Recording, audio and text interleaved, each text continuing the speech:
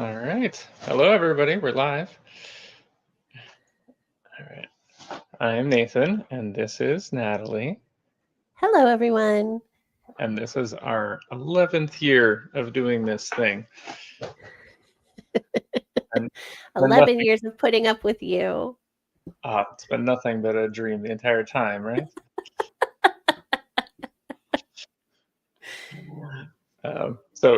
We last year we did the Ask Me Anything. We got a bunch of questions from our team, and that was a lot of fun. And this year we thought we would give a little bit of an update on BlinkMetrics and some of the changes that we've been going through over the last few years and our journey getting here. So it probably all started when Natalie was a little tired of me going all over the place randomly every week and said that we needed to implement EOS. So if you want to talk a little bit about that and how we got into that. Yeah, so I guess we should say EOS means Entrepreneurial Operating System, and it's Gino Wickman is the author. Yeah, so there's a book called Traction that will walk you through getting EOS set up in your business, or you can hire someone to help you. But it's a way of managing a business and staying on top of all the different aspects of the business that you need to. It breaks the business up into 6 parts and helps you to set goals and track your progress toward those goals and keep the whole team all up to date on what the company's trying to accomplish so that everybody is participating and knows that what they're working on is contributing to the success of the company. And part of getting EOS implemented in the company was setting up scorecard. So you have to identify some key metrics that help you figure out, are we being successful? Are our efforts succeeding? Or do we maybe need to adjust our approach? And we got started by building out a Google Sheet. I think that's how most people end up starting, is just copy pasting metrics from different places.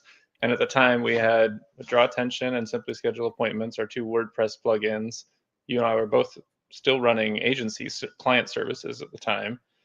Yep.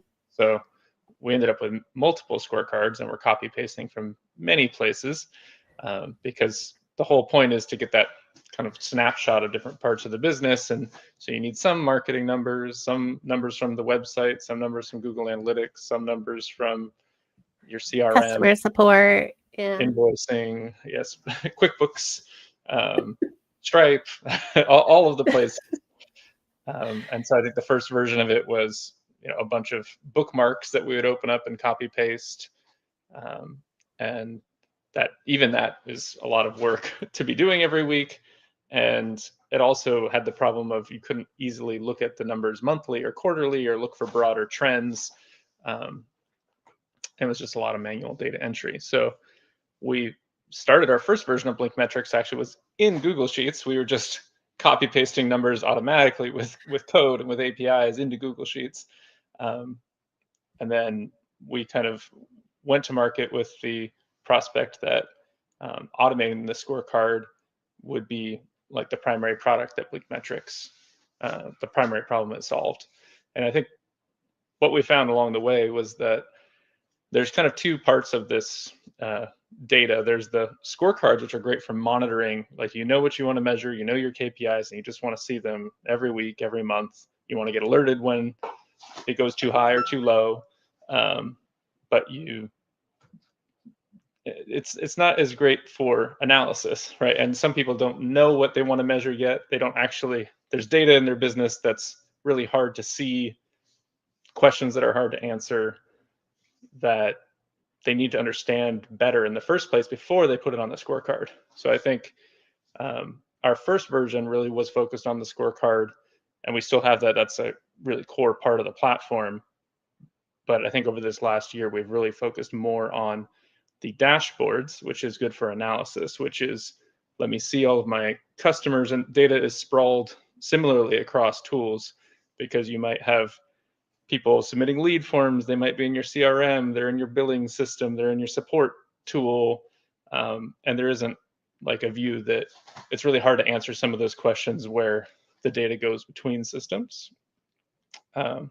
So we've built these dashboards that really help answer those hard questions and help you do that analysis and let you filter by customer, filter by product line, filter by employee, and see all that data in your business. You can understand it. There's a lot of useful insights and missed opportunities just because it's so hard to look at your data holistically. We're really starting people there.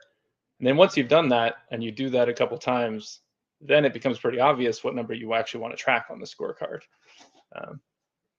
So I think that's been a lot of our changes over the last year. Yeah, big changes. I remember when it was just automatically filling in cells in a Google Sheet. Yeah, it was so exciting at that point. And now it's so silly. Yeah.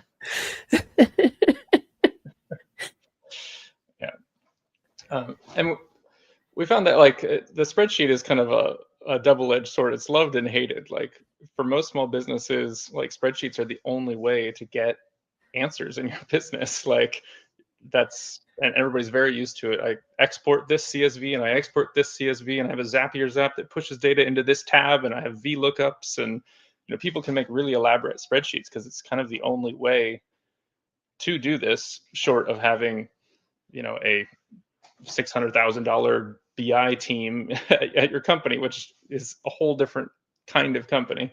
But the spreadsheets are a lot of work, and every time you want to answer one of those new questions, like, oh, I want to segment by employee, or I want to segment by customers who purchased our business plan, each of those is a bunch of manual spreadsheet work, and that's like a one-time effort. And then there's the maintenance aspect. If you wanted to be able to do that on a monthly basis, now you're looking at just an immense amount of spreadsheet work.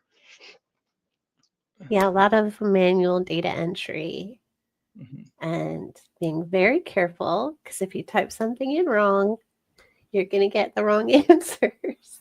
Yeah. And that is one of the other issues with the spreadsheet, is it's really hard to audit or to trust the numbers, because if the numbers aren't trustworthy, it defeats the entire purpose and in fact is going to steer you in the wrong direction.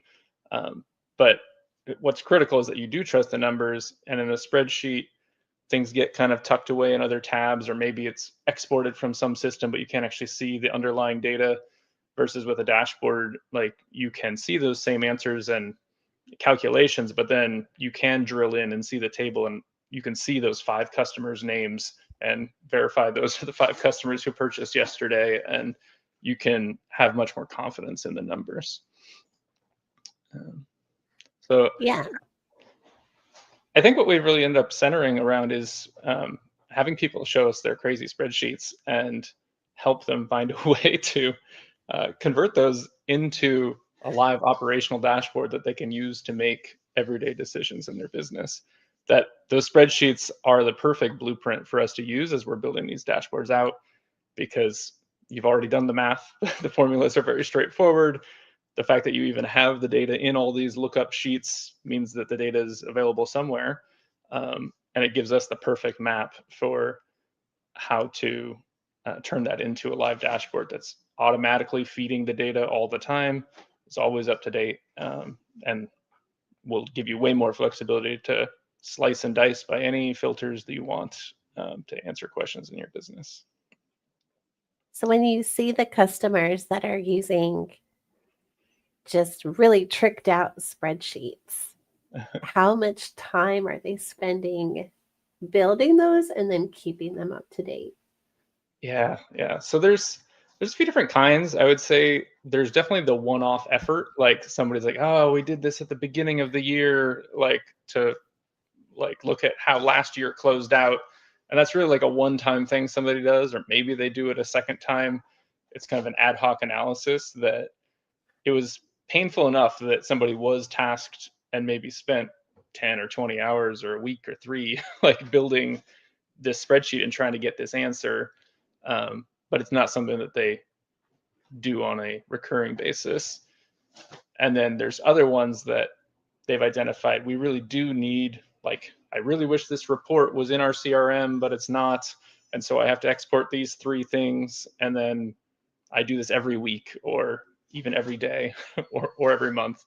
And those recurring ones are the ones where people are really feeling the frustration because it's taking time. There's usually some key person in the business who doesn't usually have that job title who's stuck doing it.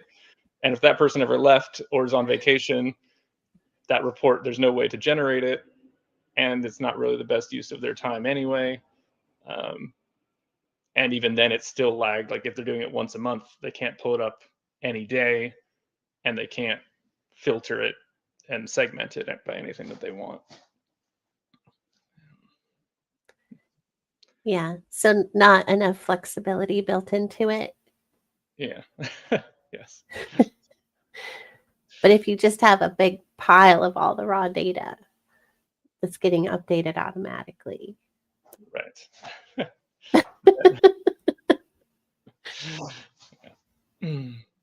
All right. So we can maybe show, I would have some like demo and sample content that kind of illustrates this a little bit better too. I'll share my screen and go through Okay. a couple of things that we have here. So did that show up? All right. Yeah, I see it. So this is our homepage. Of course, everybody can browse, but it has some nice snapshots that show like the capability of what we're able to do. So we're able to take all that raw data from your individual tools, and we can replace those spreadsheets. And we have a very streamlined process and offering. We meet with people once a week, and we take their messy spreadsheets and we turn them into automated dashboards that answer all of those questions, everything we were just talking about. So we still have this scorecard view. There's a number of different use cases and things that this can be fit to. But everything we were just talking about, the problems with spreadsheets, like all of this manual effort, all of this house of cards that people construct with Zapier zaps and exports and imports and VLOOKUPs, it's really empowering at the beginning, and then it just does not scale in any way. And I imagine it gets harder and harder to stay on top of as your sheets get more sophisticated. They get more helpful, but then harder to maintain.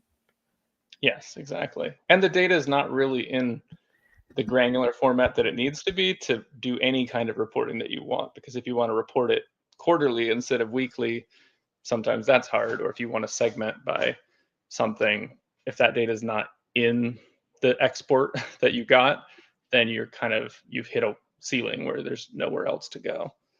And the way that we solve that is we bring all the data in very granularly so that it can be analyzed any way that you want. So we connect to all sorts of business tools. We've got the 100+ SaaS apps that everybody's using to run their business. We can pull that data in. We can get any kind of visualization or pivot table or table of data that you want to see. So any level of granularity or visualization, we can do some pretty fancy stuff with it. And the other aspect that's missing in spreadsheets is sometimes there's numbers that are mostly fine most of the time, and it's just like a redundant thing to be looking at it every week. You really just want to know the moment that it slips off track. And so we have automated alerts, so you can set explicit targets and goals, and you can be notified if those KPIs are slipping or they're beating their target. We also have permissioning. This is another issue with spreadsheets, is that you can protect who edits a sheet in Google Sheets or Excel. You can say nobody can edit this, but you don't really have the level of granular permissions that you want. And in a company, everybody needs to see different things. Your executive or leadership team is going to need something totally different than the person on the front line doing the day-to-day work, and the managers, the management layer in between is going to need to see different data as well. So everything that's being presented in the dashboards or the scorecards can be controlled and permissioned for who needs to see it and when. Yeah, you can't, in a Google Sheet, you can't go in there and say, oh, this person should only be able to edit these 5 rows. Right. They can either edit or they can't. Yeah. All right. So, and this is the part that I'm most excited about, is that we can really do this in such a streamlined fashion now. We have a 30-day process where we can just meet on Zoom once a week. You never have any homework coming out of the calls. We just, and then we show you each iteration as it's going. And then in 30 days, you have something that you can actually use and replace your spreadsheets. So we've done this because we have all these integrations pre-built out. We have a lot of templates and things to get started. If people don't know where to start, we can fill all of those gaps. And we've built this platform specifically around small businesses and being able to do this very quickly and cost effectively. This is all the work that I used to do, building data pipelines, and for larger companies, this might be a 6-month, 18-month, 24-month engagement, like where you're building up all this infrastructure and making all of these architectural decisions. And we have a really streamlined way to do that now. That's really nice. So within a month, I have my spreadsheets replaced with something new that updates itself automatically. Mm-hmm. Exactly. So I'll show a couple of the, like this is one of the scorecards. So this would be like a software company. And this is if you've established your KPIs, you can actually see them all in one place. You can see kind of if you go from the top of the marketing funnel all the way down through service and delivery, this gives you a real snapshot of like social traffic, traffic on your website, people submitting a lead form on your website, number of meetings that were booked, number of deals in your CRM, all the way down to the dollars in your e-commerce platform or your QuickBooks Online. So numbers from all across the business, and you can get graphs and trend lines for like projections of where the month is going to end. You can set explicit goals, and you get this nice color heat map, so your eyes can just immediately snap to the colors that change, the numbers that change colors from month to month. But what if I'm red-green colorblind? We have I think 5 or 6 different color schemes and ways of displaying. You could do a thumbs up, thumbs down. You can do different color schemes that are built in there as well. Or icons. You could switch to using icons instead of colors. Mm-hmm. And any of these numbers has a link to go straight to the source where it came from. So it can go right to Google Analytics or right to your customer support tool to that date range. And you can instantly verify that number and do a little bit of investigation. We also support calculated metrics. So the formulas that you would have in Excel to blend data from different sources, we have that as well.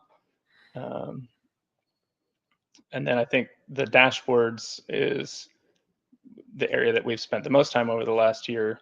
This is an anonymized demo dashboard here, but looking at it like a WooCommerce store, where it's hard to see this level of data this quickly inside of like WooCommerce reports. It's pretty good at showing you generally order volumes and how much is happening in your store in terms of money. But if you want to do anything around inventory, for example, it can be really difficult to find that in WooCommerce, and most people end up exporting to a CSV or a spreadsheet to try to figure some of this out. So this is we've worked with somebody who has tens of thousands of SKUs in their store, and it's really hard for them to figure out which products have 0 in stock that they should order like 1 more of. And so this is like a daily operational report, which is show me the number of products that have 0 in stock. And again, all of this stuff has been anonymized, and all the numbers have been changed.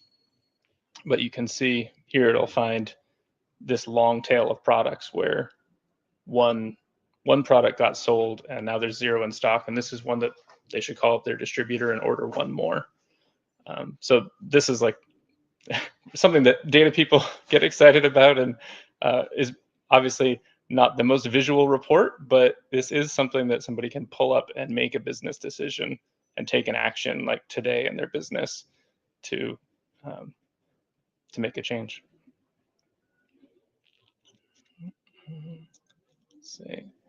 And among all of these different data sources, we have similar things with all of these, right? Like, so we have, there's kind of two types. I would say one is like a custom report that maybe somebody wishes was in the tool that they're using. Like they wish that this inventory reporting was built right into WooCommerce, but it's not. And so we're kind of filling a gap in reporting there. And there's another kind, which is kind of a light blending of data from different sources. So if somebody's using a CRM like Pipedrive or HubSpot or Keep, they might, or GoHighLevel, they're going to be using their CRM for all their email and outreach and their deals. But the moment the deal closes in that CRM, then it kind of becomes this black box of what happens afterwards. And then similarly on the other side, like in their e-commerce system or their invoicing system, they're going to show up as a new person there, but there's no real record of all the sales process before it. And then as they file support tickets and there's customer support issues, those are also isolated. So being able to bring all those together, that's really the report that shows you what's really working in the business or not. Is you want to be able to say, show me all the deals that Natalie closed in the CRM, and let's see if those actually turned into good customers that spent, all the revenue data is coming from something we trust like Stripe or QuickBooks. And let's see if they canceled after a month or if they stayed. Let's see if they sent a million support messages and were a huge headache and cost in support.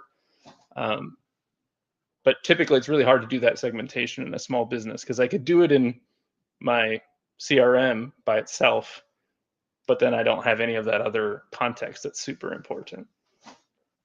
Yeah, from the other platforms. Mm-hmm. Yeah. So yeah, we've done some of that in our business. Like this is an anonymized version and shows like one customer, for example, like that has been with us a while, many years, and we can see like their support volume over time, the number of messages we've received, a lot of messages. A lot. From this one customer, we've replied to 272 times. We've spent 94 hours in support. And this is pulling data from our Help Scout ticketing system. It's pulling data from our Toggle time tracking system. It's pulling data from our Easy Digital Downloads e-commerce system, right? And it can show you for this, I can look at a specific customer and I can see how much revenue did they bring in over time, each of their orders, and how much support cost went over time. And so you can see we were pretty much in the red from the beginning. There was a brief moment where we were in the black, and now we are continually losing. And this is just support time. So there are other costs, of course, that aren't in this graph, but Sure.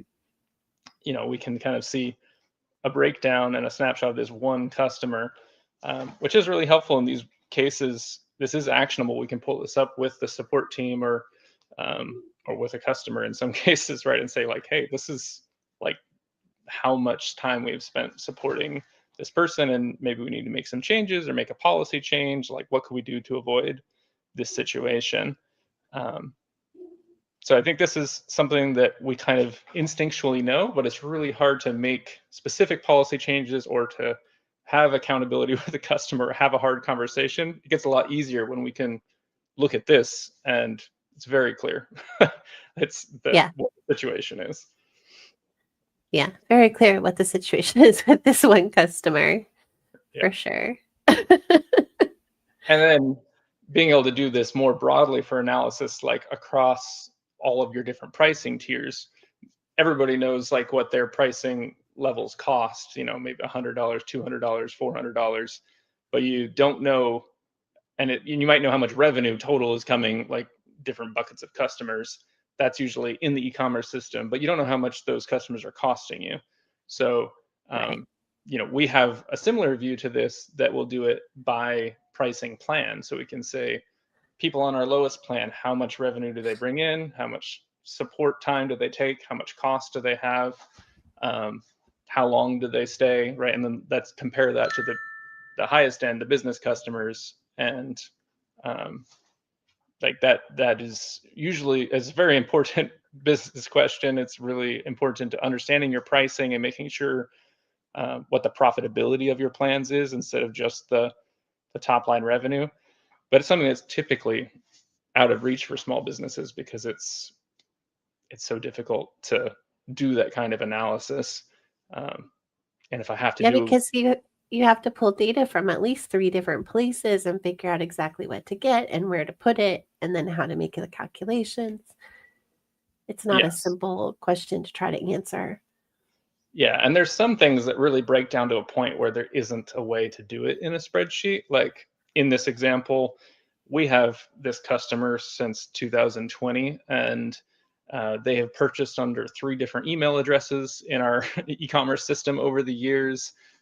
They filed tickets under like 5 different email addresses, and we've done that reconciling, and we've done the tagging in our e-commerce and in our help desk to say these multiple emails are all the same person. But this dashboard knows how to reconcile that and put it all together as one entity. And in a spreadsheet, I mean, this would be excruciatingly difficult. And then even if you did it, like you're probably going to get forced into using like one email address as the primary record. Sure. Yeah. Yeah. So anyway, but I think we've got other ones. We've got them for CRMs and a dozen different examples, but I think conceptually we've covered some of the basic stuff here.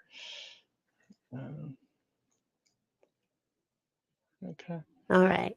What is one thing with BlinkMetrics that you thought would be easy, but it turned out to be really hard? Probably most things.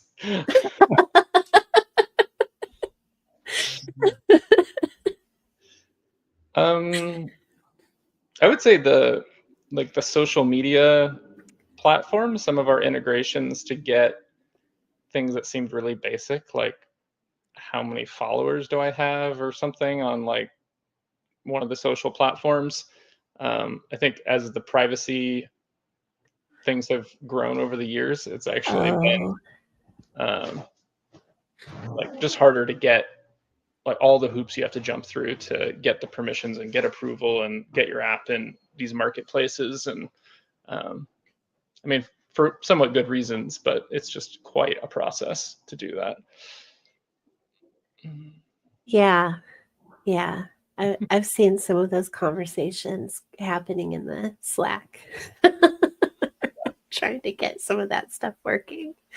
And then surprisingly, the other way, like the actual, some of the most impressive things that Blink does is some of the easiest, like all the, if you want to build a custom funnel visualization, if you want a map that shows like the location of all your orders, if you want to be able to drill down, by all of these different criteria, like that part is actually all relatively easy once you've done the hard work of getting all the data in the right place and cleaning it up and having all the relationships in place.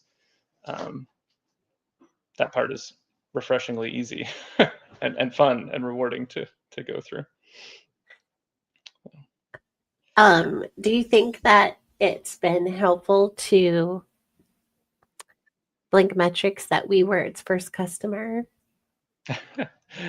Yes, I think whenever you are your own customer, you're hardest on your products from day one, and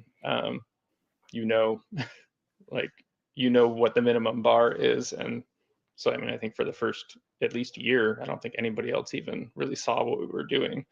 So we had gotten a lot of those foundational pieces in place that we knew we were going to need. Yeah. Okay. Is there something about Blink that you are particularly proud of? I think all of it, of course, but I think it's really rewarding to see small businesses using it and using it to change and improve their business. I think in my agency days, as what happens, you go more and more kind of upmarket and get larger clients. And, it's really common for these data pipeline projects, dashboards to become 18-month, 24-month engagements, and lots of money is spent. And often sometimes people don't know how to use the data, or there's internal politics and people actively don't want to use the data. So I'm really like proud that we have built something that can support small businesses and who don't have time for all of this, and they can literally just meet with us a few times, and then they have this huge asset that helps them look at their business objectively, helps them delegate to other people, stops making them the central like point of failure and blocking of the company. I'm proud that we're able to deliver that, and I don't think that there is a viable option that helps people navigate all of this so completely. So yeah. Yeah. Well, I think that's a good, very professional segue into our anniversary giveaway from the Fractional Data Team, if you want to talk about that and what we're giving away to 11 people. Sure. So we can post the link in there, but to celebrate our 11 years, we're doing 11 giveaways for a month of our Fractional Data Team service, which is really where we bring a data analyst and a data engineer and myself to do the business analyst side, and we build all of this for you, any kind of custom report, anything like we were just showing, because I think the problem that people think of is, I want the visual part, I want the pretty dashboard, but that's really only one of 3 or 4 major pieces of this. You need a data analyst to build the dashboard. You need a data engineer to get all of the data out and in the right format. You need a data warehouse to store all that stuff. You need servers running to do all of those different pieces. And that's, it really does take a team of different skill sets that to achieve that great result. And most people don't know that going into this. So if you're a big company and you're staffing a team to do this, you would need to hire data analyst, data engineer, data scientist, and we've kind of packaged that all up so that it can be done at a monthly rate and fractionally, because most people only need us for 1 to 3 months to build something out, even something very complex, and then they just need some servers to run it. But we want to show people what we can do, and again, small businesses that just maybe are not realizing that they could use this, that what they could use it for. We want to give them a chance to see what it can do. Nice. All right. So first 11. Yes. Yeah, I think we already have a couple, because we actually technically opened a week ago. So yeah. Okay. So we don't have 11 spots left. Yeah, I don't know what the final count is right now, but yes, Okay. submit now. You just submit a form, and then we'll just get on a call and talk through whether it makes any sense or not, or what your situation looks like. And no worries if it's not a fit. So. Yeah. All right. Is there something that has surprised you in a way that somebody has found to use BlinkMetrics? Yeah, there are. I'm trying to think if I can quickly anonymize it in a way that's helpful. But Yeah. But yeah, I think people often aren't thinking about all the ways that the data can be used, because it is just so much work and this kind of vague, ambiguous thing to navigate. But once you get it in front of you and you actually see it, then people's kind of minds light up and like, oh, well, what about this and what about that? And the same person who's like, oh, I don't even know if I need this, is all of a sudden, dictating like daily changes by email about, oh, I wish it did this. I wish we could filter by this. So yeah, I think people are surprised how helpful it can be if they've not had it before. All right. Are there any upcoming features on the horizon that you're excited about? So many. That's I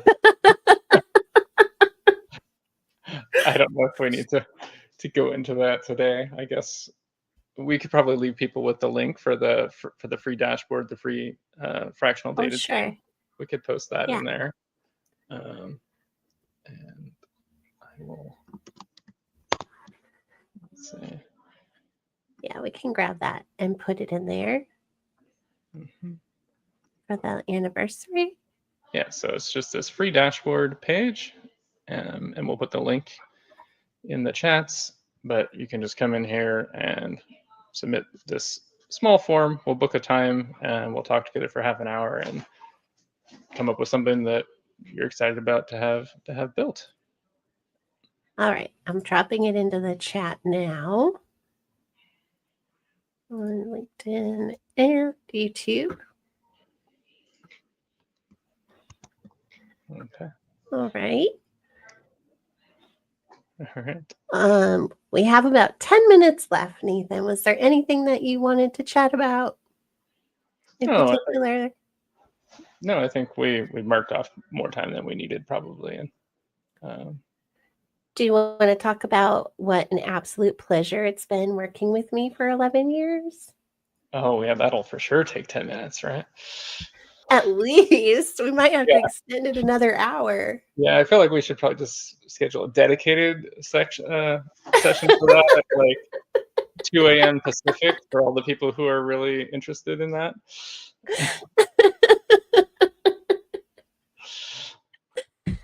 All right. Well, the most important question is, when are we going to eat the birthday cake? I guess we'll have to let us bring that into the Raymond. Surely they will.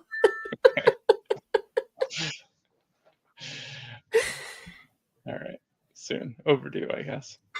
Yeah. We have to have an 11th birthday cake. All right. I'm looking forward to it. All right. Do you want to say thank you to Jamie who commented? Oh, thank you, Jamie. I saw Jamie at an event last week in Pasadena, actually. Oh, nice. Nice. Thank you to Jamie and our millions and millions of viewers today. So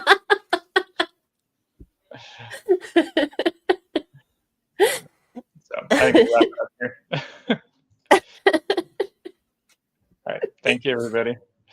All right. Thank you, everybody. Thank you for helping us celebrate our 11th anniversary. All right. Bye.